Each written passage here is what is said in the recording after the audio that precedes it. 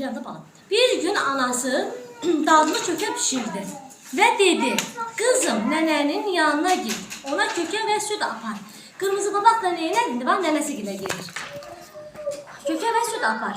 Nenenin evi meşenin kenarında idi. Kırmızı papak meşe ile gedirdi. Meşe ile gedirdi. Çiçek toplayırdı. Birden onun qabağına boğaz canavar çıktı. Kırmızı papak, hara gedirsən? Canavar ona sual verdi. Kırmızı papak, hara gedirsən? Kız bilmirdi ki, canavarla danışmak korkuludur. Canavarla danışmak korkuludur. Ona göre yavaşça dedi, nenemin yanına gedirəm. Ona köke aparıram.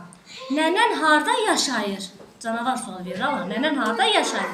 Meşenin kenarında diye kırmızı papak cevap verdi. Ve tələsmədən yoluna devam etti. Gel çevirim bakalım gel. Devam etti.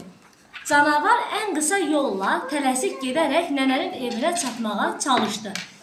Nəfəsini dərib qapını döydü. Kimdir deyə nənə soruşdu. Mənəm kırmızı papak, sənə köke və süt gətirmişəm deyə canavar nazik səslə cavab verdi.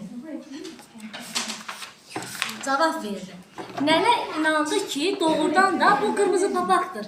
Nənə dedi, ipi çək, əziz balam, qapı açılacaq.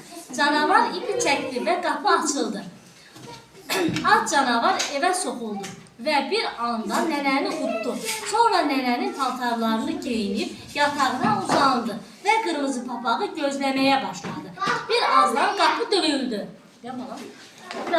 döyüldü. Kimdir? Deyə canavar xırıltılı səslə soruşdu. Kırmızı papak elə bildi ki, nənəsi xəstələnib. Ona görə tez cavab verdi. Nənə